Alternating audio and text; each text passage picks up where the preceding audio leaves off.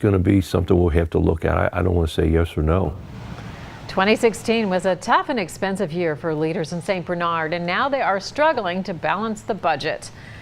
Good evening. They've trimmed and scrimped at St. Bernard Village Hall and are still $500,000 short on the 2017 budget. They're determined to find the extra money, and they've come up with a plan. But as Local 12's Joe Webb shows us, it could pit one city department against another.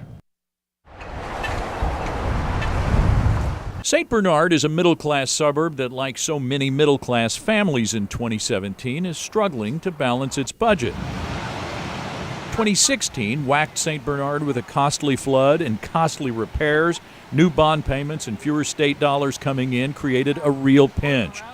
Despite $900,000 in cuts already made, the village is still $500,000 shy of balancing this year's $12 million budget.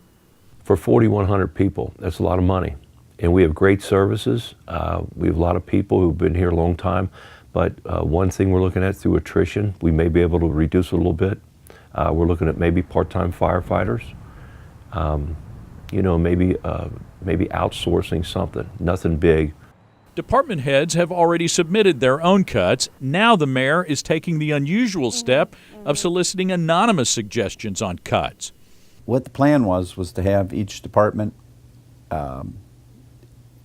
put in their say on what they think can be cut throughout the city. So you're putting department against department against department.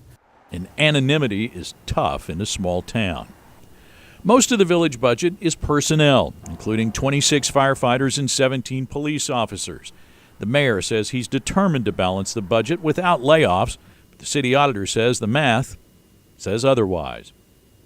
I don't think so. I'm going to be very honest. I mean, if they're going to try to cut it the whole $500,000, I think that's going to be very tough. I'm praying in John's right. I don't want to see anybody lose their job. But when I look at a $500,000, that's a lot of money, and it's like, how are we going to find that when we're already at the bare minimum? Now, village leaders could dip into the village's reserves, but it is perilously close to the lower limit that could impact its bond rating. And those anonymous cut suggestions are due this Friday. Joe, thanks. Village Council and city staff will discuss the suggested cuts in a public meeting January 19th. They will vote on them February 2nd.